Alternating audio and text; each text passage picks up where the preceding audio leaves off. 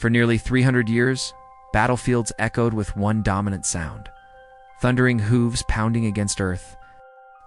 Starting in the 1100s, heavily armored cavalry charges represented the peak of military dominance.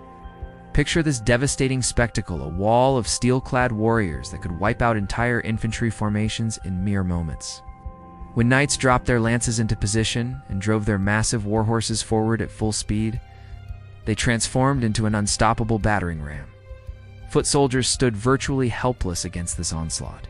A well-executed charge would crush the enemy's front lines completely, opening gaping holes for mounted warriors to flood through. They would trample fleeing survivors and systematically hunt down exposed archers positioned behind the main force. Though not every battle followed this exact pattern, cavalry victories typically meant complete destruction. The losing army would be utterly wiped out. Yet this age of mounted supremacy was never meant to endure indefinitely. Around the 15th century, warfare began experiencing a seismic transformation. Surprisingly, this change did not originate from royal courts or noble houses. Instead, it emerged from ordinary foot soldiers serving the Swiss Confederacy. This narrative explores how these methodical infantry units, recruited from alpine valleys and mountain communities, created tactical innovations that directly challenged the mounted knights' centuries-old battlefield rule. Though cavalry forces would remain significant for generations, eventually evolving into units like Germany's feared Black Riders and Poland's legendary winged hussars, their era of absolute battlefield control was ending. The catalyst for this monumental shift was deceptively straightforward, yet revolutionary: the pike square formation. Even during the 14th century, when knights ruled supreme on battlefields everywhere, cracks were already showing in their armor of invincibility. Several stunning, legendary confrontations witnessed infantry forces defeating their mounted overlords' warriors, who dominated both socially and militarily. These triumphs remained rare anomalies that actually reinforced cavalry's overall superiority. Without exception, these wins relied on extraordinary conditions: brilliant tactical preparation, or geography, that favored defenders rather than representing genuine equality between mounted and foot forces. The Battle of the Golden Spurs in 1302 perfectly illustrates this pattern. Citizen soldiers from Flemish towns confronted an intimidating French knightly army.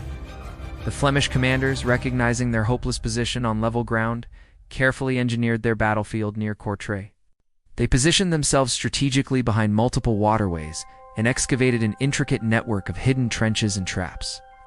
When French cavalry launched their assault, the treacherous landscape completely destroyed their devastating momentum. Trapped in thick mud and unable to maintain formation, these elite warriors found themselves dragged from their mounts and methodically slaughtered by Flemish foot soldiers. This victory proved so overwhelming that survivors gathered more than 500 golden spurs stripped from deceased French nobles, hence the battle's memorable title. Meanwhile, across the choppy waters of the North Sea, both Scottish and English forces were discovering their own methods for achieving comparable battlefield breakthroughs against seemingly unstoppable mounted opponents. At Bannockburn in 1314, Robert the Bruce's Scottish forces exploited a confined, swampy battlefield and concealed pit traps to channel and fragment English cavalry charges. This allowed their densely organized spear formations known as schiltrons to maintain position and secure victory.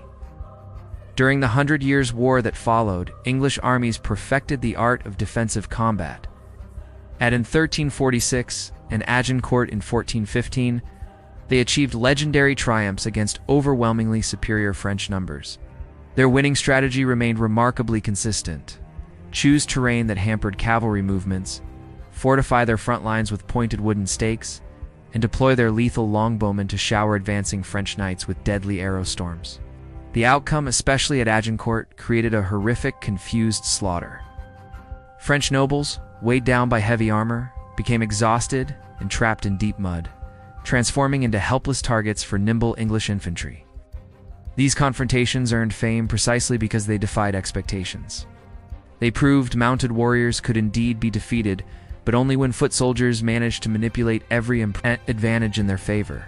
Remove those special conditions, place armies on level, open terrain, and medieval warfare's basic mathematics stayed exactly the same. Heavy cavalry remained the undisputed master of European battlefields. While these exceptional victories hinted at future possibilities, they were still just glimpses of what organized, disciplined infantry might eventually accomplish against mounted supremacy. A revolutionary system was essential, one enabling infantry to engage confidently on any terrain. The old Swiss Confederacy perfected exactly that solution. Unlike the Scots, who relied on stationary spear defenses, Swiss forces revolutionized the concept into an offensive, mobile tactical instrument. Their signature formation was the Gulfwaffen, literally translated as the crowd of force. This enormous, deep column contained thousands of warriors who moved with remarkable coordination and speed. The brilliance of the Gulfwaffen stemmed from its sophisticated internal structure. External ranks formed a deadly forest of pikemen, brandishing spears measuring up to 6 meters long, sufficient length to outreach any knight's lance while creating an intimidating obstacle against charging war horses. These soldiers wore practical half-armor that shielded critical body parts without restricting mobility. Protected within this protective pike barrier stood troops equipped with shorter, more vicious close combat weapons. Halberds represented the ultimate medieval multi-tool, combining axe blade, spear point, and grappling hook into one lethal instrument. Additional warriors carried swords and battle axes for brutal melee encounters. When confronting incoming cavalry charges, the entire pike square would instantly transform into an immobilized porcupine of steel points.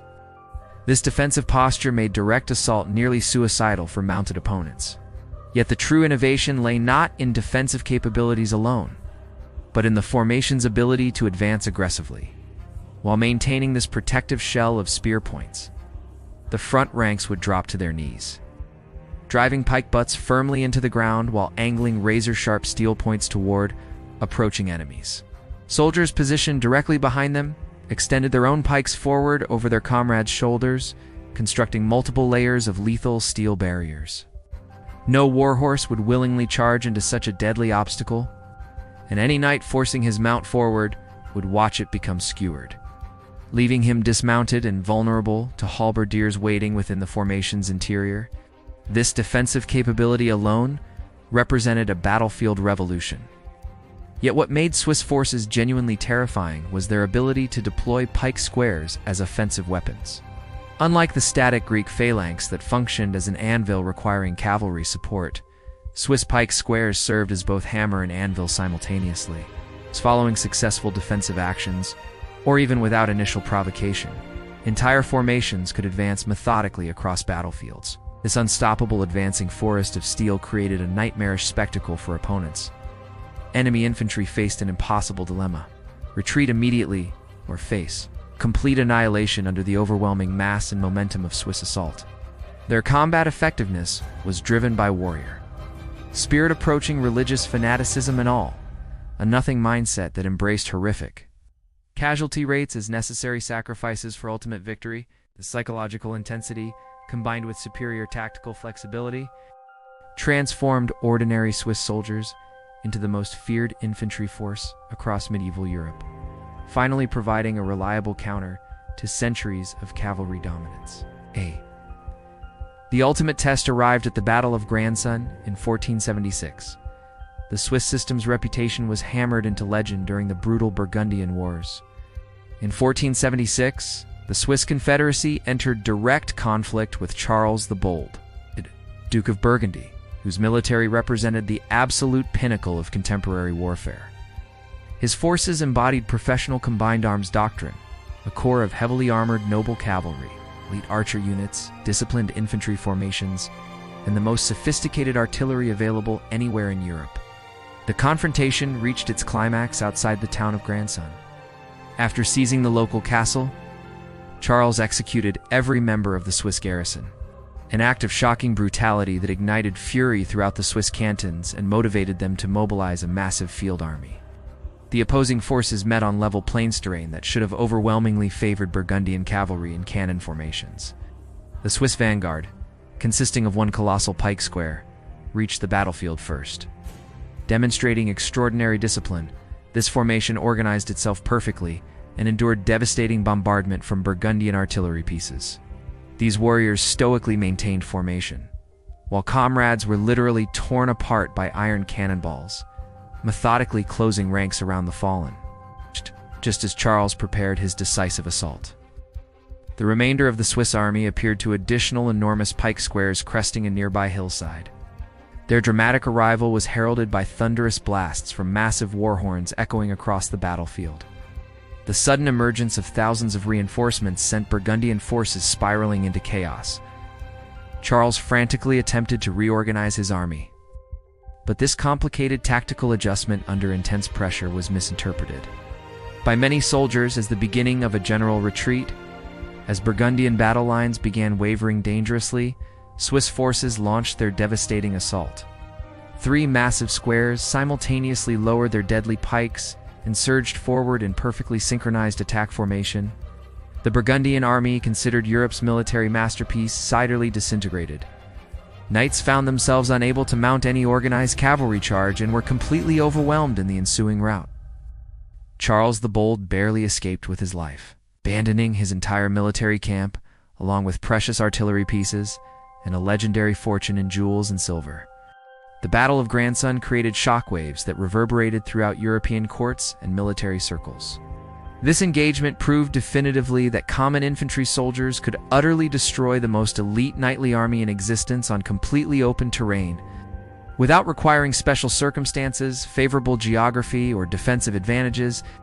The age of unquestioned cavalry supremacy had finally ended. From these ashes emerged an entirely new category of professional warrior, the pike mercenary. These disciplined soldiers would reshape European warfare for generations, proving that tactical innovation, rigorous training, and unbreakable formation discipline could triumph over traditional aristocratic military dominance and centuries of mounted battlefield supremacy. Victories against Burgundy transformed Swiss soldiers into Europe's most coveted mercenaries. For several decades afterward, no royal army was deemed battle-ready without Swiss pikemen serving as elite assault forces. The monarchs of France and Spain actively recruited Swiss captains to train their domestic infantry units, and military commanders everywhere studied and replicated the Swiss tactical model. The most notorious imitators became the German Landsknechts, commissioned by the Holy Roman Emperor specifically to neutralize Swiss military influence. These Landsknechts embraced identical Swiss weaponry, formations, and battlefield tactics, evolving into their most dangerous competitors. When these rival forces of professional pikemen collided on battlefields, the outcome was invariably a gruesome slugfest. These encounters became known as the brutal push of pike merciless shoving matches, where opposing formations locked together in bloody stalemates until either courage or physical endurance finally broke one side's resolve. The spectacle represented warfare at its most primitive and savage. Gunpowder brought the final transformation. The supremacy of pike squares, much like knightly dominance before them, proved ultimately temporary. Gunpowder technology served as the instrument of their destruction. Firearms fundamentally altered battlefield mathematics once again. Dense formations of tightly packed pikemen, previously invulnerable to cavalry charges, became perfect targets for cannon fire and arquebus volleys. The very density that made them unstoppable against mounted knights transformed them into sitting ducks for emerging gunpowder weapons, marking another revolutionary shift in European military evolution. Unfortunately, the Swiss proved reluctant to incorporate firearms into their battle formations. Their Spanish competitors showed no such hesitation. The decisive moment arrived at the Battle of Cerignola in 1503.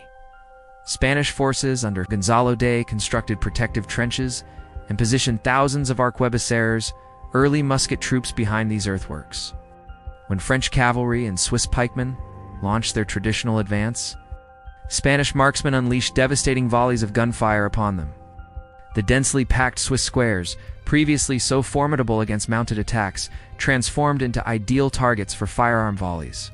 Spanish troops systematically tore gaps in their ranks from completely safe distances, destroying both formation cohesion and warrior morale simultaneously. The entire assault crumbled catastrophically. Swiss forces endured a devastating battlefield defeat unlike anything in their recent military history. Cerignola represented the dawn of a revolutionary military epoch. The battlefield future no longer belonged exclusively to pike-based tactics, but rather to the strategic integration of pike and firearms, what military historians would term pike and shot formations. This hybrid approach combined the close combat strength of traditional pike squares with the devastating ranged firepower of emerging gunpowder weapons. The Swiss, despite their legendary reputation and tactical innovations, had failed to adapt quickly enough to this technological evolution. Their Spanish rivals, more flexible and forward-thinking, demonstrated that military supremacy required constant adaptation to new technologies, rather than reliance on proven but increasingly obsolete tactical methods. This tactical innovation, refined within Spanish Turco formations, would command European warfare for the next century and a half. Pike units continued protecting musketeers from cavalry assaults, but gunpowder firepower had become the ultimate battlefield arbiter. A revolution born from ordinary people. The Swiss Confederacy sparked a genuine transformation in military science. They transformed the basic spear into a sophisticated weapon system capable of challenging and destroying medieval warfare's most potent symbol, the heavily armored knight. Through this achievement, they elevated common infantry from expendable cannon fodder to the primary instrument of military victory. Though pike formations were eventually superseded by bayonet technology, Swiss innovations created an enduring legacy. They demonstrated conclusively that rigorous discipline, intensive training, and flawless tactical coordination could triumph over aristocratic privilege and costly military equipment. The pike and shot era they accidentally initiated established the foundation for modern professional armies, based on gunpowder weaponry. The mounted knight found himself reduced to a secondary battlefield role. His centuries-long dominance as warfare's undisputed champion was permanently destroyed against the unyielding strength of Swiss pike squares. This transformation represented more than tactical evolution, it symbolized social revolution.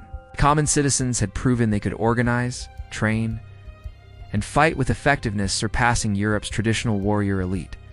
The implications extended far beyond military affairs, challenging established hierarchies and demonstrating that collective determination and superior organization could overcome individual prowess and inherited status across all aspects of society.